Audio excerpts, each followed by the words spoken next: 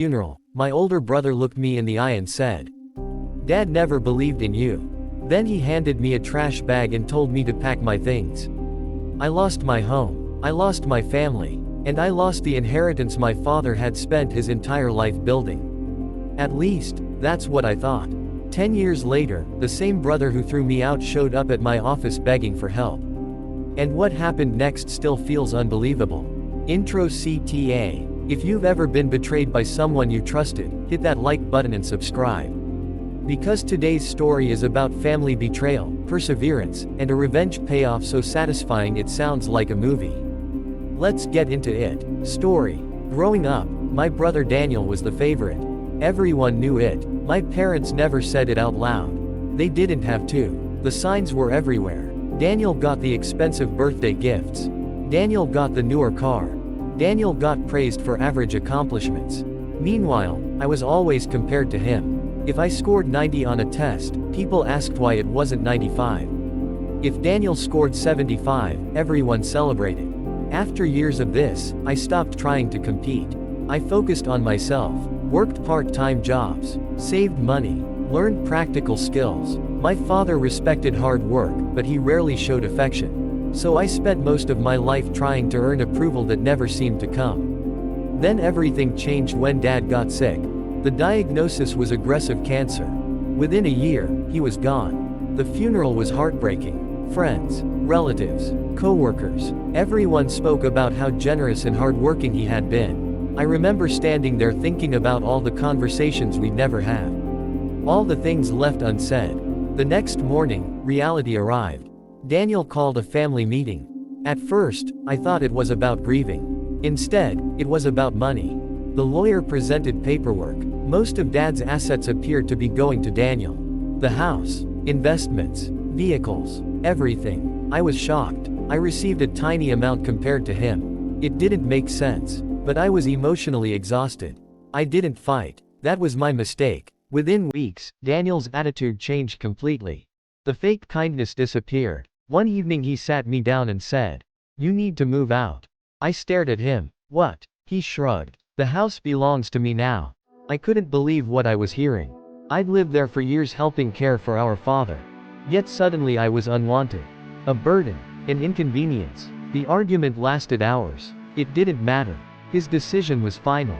A month later, I packed everything I owned into a second-hand truck and left. I remember sitting in a cheap apartment that first night.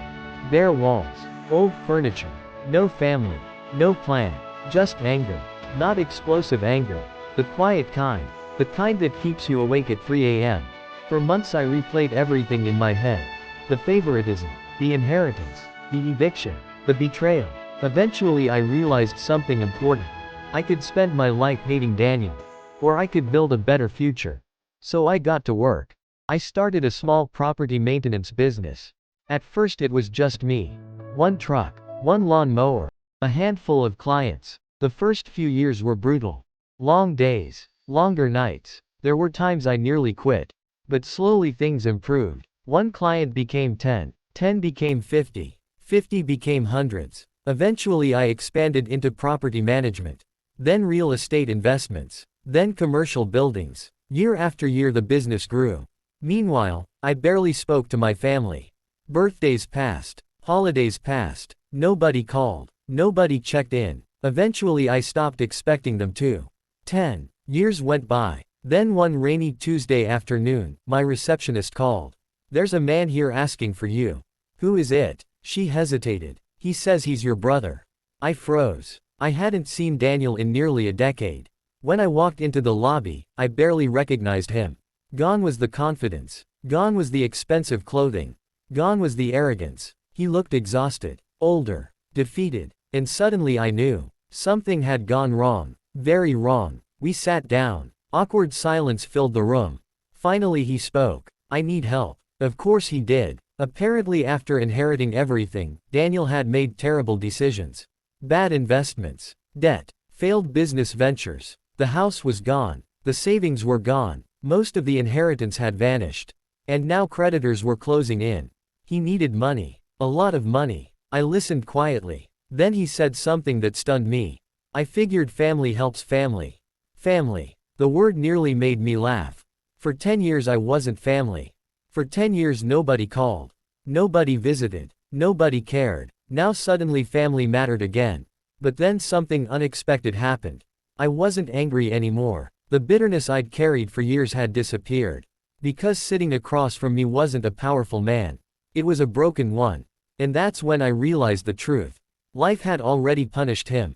Far more effectively than I ever could. Then I learned something even more shocking. A few months earlier, an old family lawyer had contacted me. While reviewing historical documents, he discovered accounting errors related to my father's estate. Long story short, the inheritance distribution had never been handled correctly. My father had actually intended a much more equal division. Legal action followed. After months of investigation, the court ruled in my favor. The settlement was substantial, very substantial, enough to recover what I should have received years earlier. Daniel knew this. That's why he was there. He wanted help, but not because he loved me. Because he needed me. For a moment, the younger version of myself wanted revenge. Wanted him to feel the same pain I'd felt. Then I remembered those lonely nights in that tiny apartment. And I realized something. Success had already become my revenge. I didn't need anything else. So I offered him something. Not money. Not a bailout. A job. An entry-level position in one of my companies. Honest work. Honest pay. A chance to rebuild. The same opportunity I wished someone had given me years ago. At first he looked insulted. Then reality hit him. He had no better options.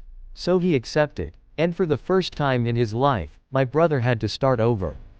Climactic payoff. The most satisfying moment wasn't seeing Daniel struggle. It wasn't winning the settlement. It wasn't becoming successful. It was walking through one of my office buildings and seeing my brother working honestly for the first time in his life. No shortcuts. No favoritism. No special treatment. Just effort. The same effort he'd spent years looking down on. Reflection. Sometimes revenge isn't about destroying someone. Sometimes the greatest victory is building a life so successful that the people who underestimated you are forced to acknowledge who you became. And sometimes, karma doesn't need your help. It arrives all by itself. Outro CTA. If you enjoyed this emotional Reddit-style revenge story, hit like, subscribe, and turn on notifications for more incredible stories every week. And tell us in the comments. Would you have helped your brother after everything he did, or would you have walked away forever?